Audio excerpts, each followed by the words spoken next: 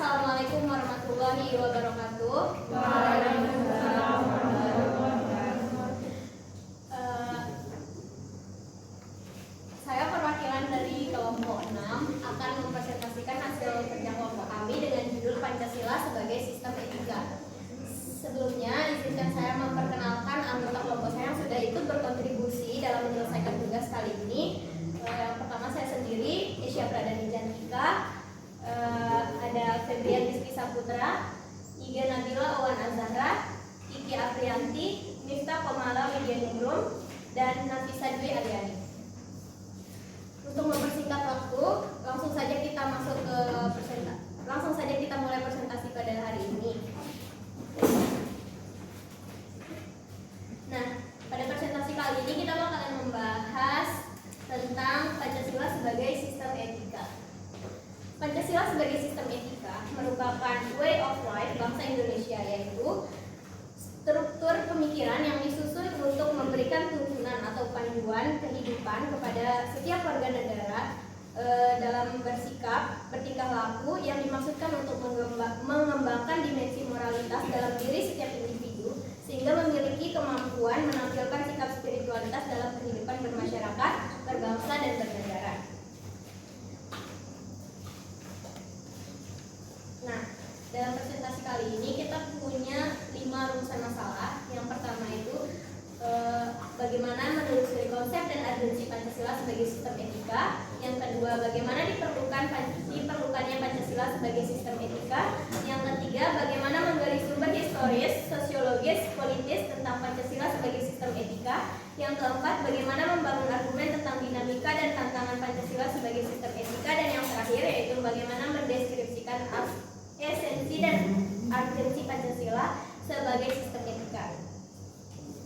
Kita masuk ke subbab pertama, yaitu menelusuri konsep dan urgensi Pancasila sebagai sistem etika.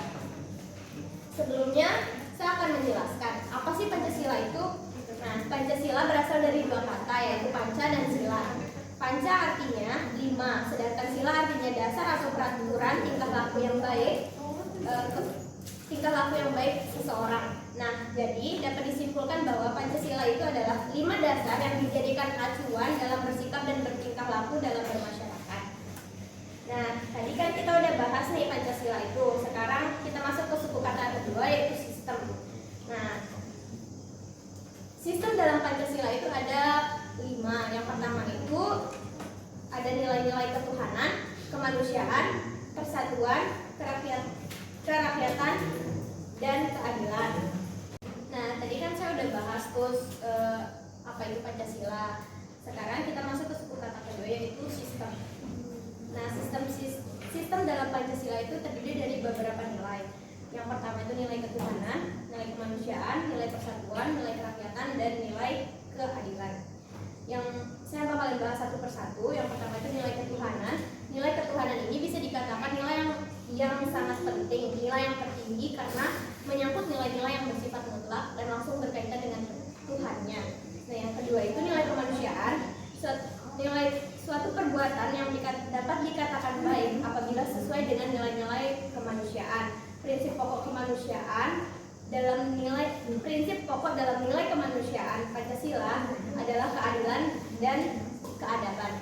Yang ketiga itu ada nilai persatuan, yaitu suatu perbuatan yang dikatakan baik apabila dapat memperkuat persatuan dan kesatuan. Sikap egois, menang sendiri merupakan perbuatan yang tidak baik. Demikian pula sikap yang memecah belah suatu persatuan. Yang keempat itu ada nilai kerakyatan. Dalam kaitannya dengan kerakyatan terkandung nilai-nilai yang juga penting, yaitu nilai hikmat dan nilai kebijaksanaan dan nilai permusyawaratan. Kata hikmat atau kebijaksanaan berorientasi pada tindakan yang mengandung nilai kebaikan yang tertinggi. Nah, yang terakhir itu nilai keadilan. Menurut Colbert, keadilan merupakan kebijakan utama bagi setiap pribadi dan masyarakat. Adapun nilai keadilan pada sila kelima lebih diarahkan pada konteks sosial. Suatu perbuatan dapat dikatakan baik apabila sesuai dengan prinsip keadilan dalam bermasyarakat. Nah, selanjutnya kita bakal bahas tentang etika. Apa sih etika itu? Nah, etika itu definisinya dan tentang hak dan kewajiban moral akhlak, kumpulan asas atau nilai yang berkenaan dengan akhlak, nilai mengenai benar atau salah yang dianut suatu golongan masyarakat. Etika itu dibagi menjadi dua, yaitu etika umum dan etika khusus. Nah, etika khusus itu nanti terbagi lagi menjadi dua, yaitu etika individual dan etika sosial. Nah, sekarang saya akan jelasin yang pertama itu etika umum.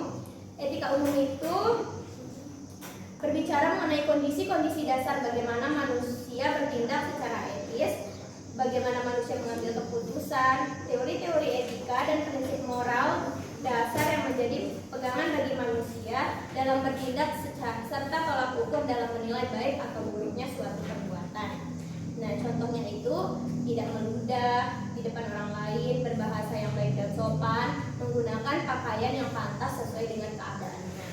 Yang kedua itu etika khusus. Etika khusus itu dibedakan menjadi dua kan. Yang pertama itu etika individual, yaitu bentuk etika yang menyangkut kewajiban dan sikap manusia terhadap dirinya sendiri. Sedangkan etika sosial itu bentuk etika yang berfokus kepada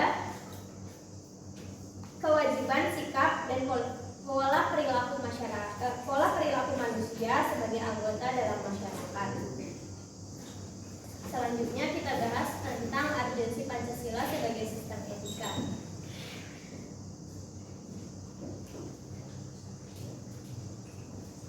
Urgensi Pancasila sebagai sistem etika itu berkaitan dengan permasalahan-permasalahan yang dihadapi oleh bangsa Indonesia.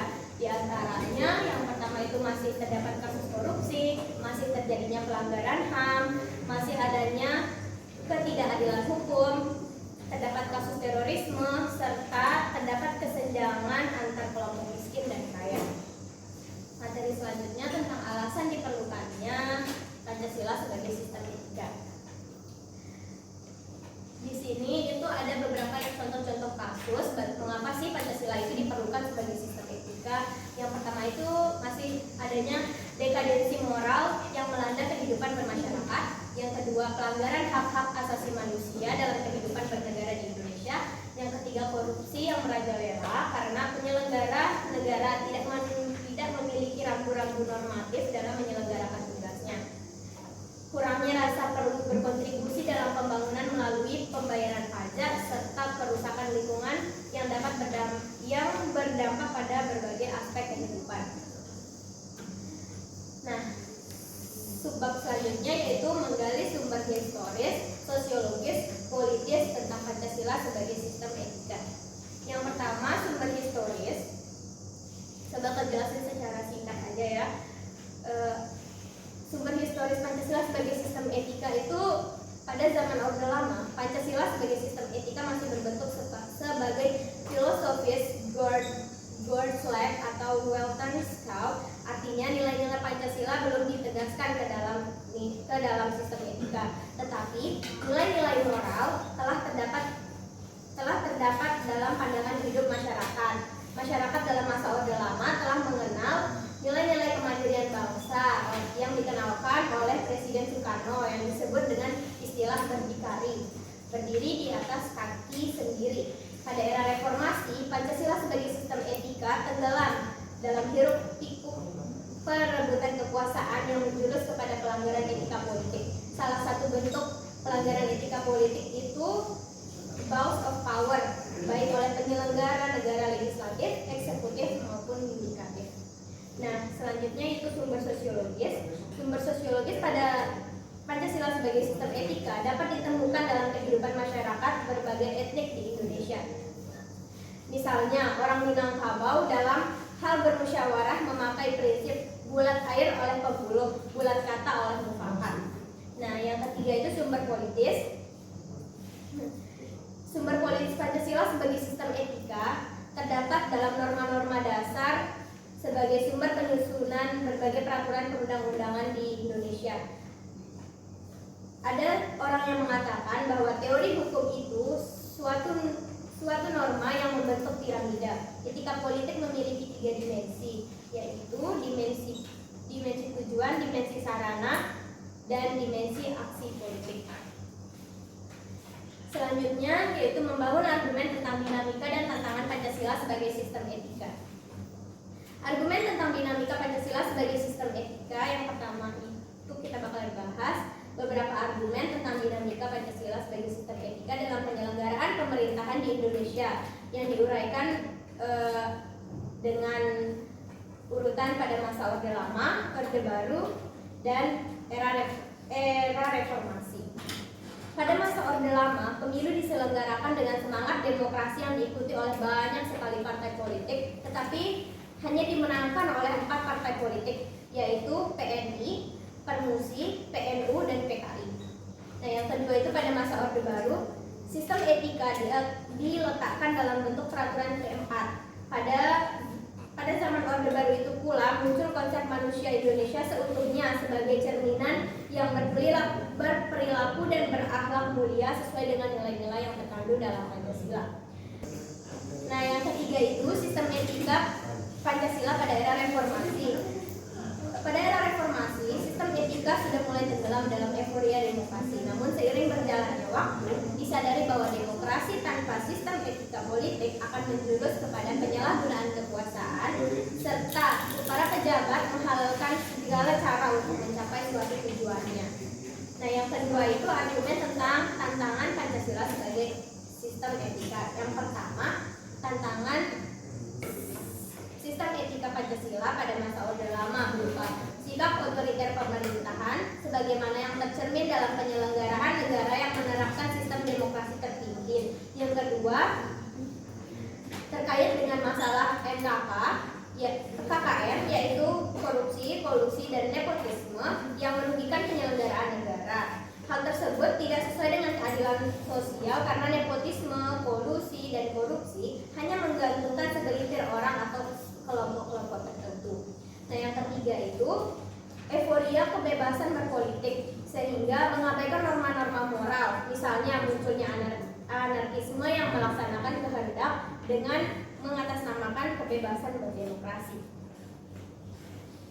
Nah, selanjutnya mendeskripsikan esensi Pancasila sebagai sistem etika. Yang pertama, esensi Pancasila sebagai sistem etika.